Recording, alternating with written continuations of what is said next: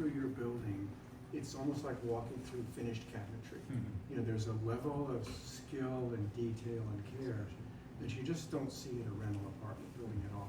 So the question is, that took some very skilled workers. It took labor that I didn't know existed in the New Haven area before. Talk a little bit about how you found those people, how you put them to work, how that might extend to your Dixville project, and then how do you perpetuate that level of skill going forward? You want me to jump in here? Sure. This is my thing. Daryl and I've been talking about this for a long time, since we first met. First off, I'll say that prefabrication, where workers are working in well-lit, well-conditioned workspaces, industrial workspaces, they're protected from weather, they're not dealing with shoveling snow or dealing with rain and tarps.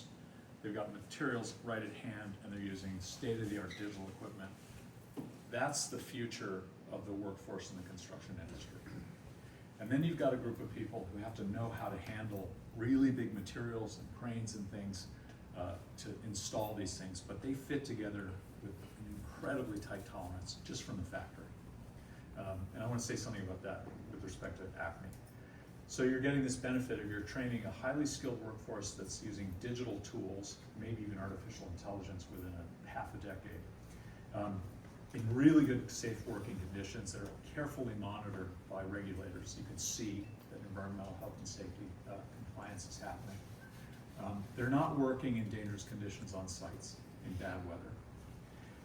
Then you've got the possibility economically that you can take carpentry crews and you can teach them to do really big stuff, like not just do drywall, detailing with crown molding and baseboard, but actually create the structures in the city. And that opens up a huge workforce opportunity in the city where we need good jobs and where we need access to the construction industry, which has been historically closed to most people.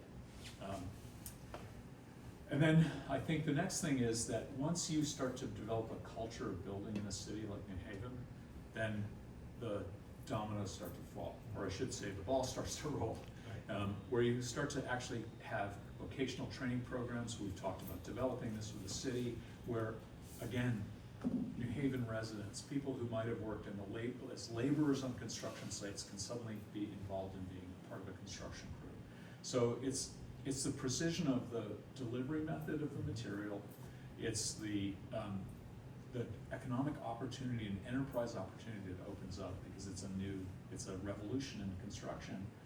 And it's a way to think really carefully about the really difficult connections we make between existing historical buildings and these new structures. And I think we haven't sorted that out entirely. I think we're working on it. I think Jeff pushed really hard in ways, and we have too with these kinds of projects, but they become less luxurious and special the more you do of them. And then they get systematized. Well, what's interesting, I'm sure made the same observation. If you look at the 5/2 construction technology that's happening right now, it's absolutely everywhere in New Haven, as you know. It's basically 2 stories of a concrete building and then a timber building on top. Yeah, that's right. You just ask, and the result is sometimes good, sometimes not so good. But you say to yourself, there's architecture here somewhere. There's technology to be used and refined here somewhere. The question is, can you bring what you did at ACME, which is a very specialized piece of construction, to a more mass market level of construction? Because when you see that timber stud building on top of the concrete base, as we saw over in the 10th Square, there's a point where you say to yourself, I say to myself, just stop right there. It's perfect as it is right now because you see the timber on concrete. The question is, can you guys imagine a future where that can also be a sophisticated piece of construction, but still, built to market? So I think right now building a 4-story building in mass timber is a proposition for the faithful, right? I mean, it does, because you could build it out using light wood frame. And then, or we can build a 2-story concrete podium and wait for that to happen and use highly emissive materials like concrete, and then build very quickly on top of it 5 stories.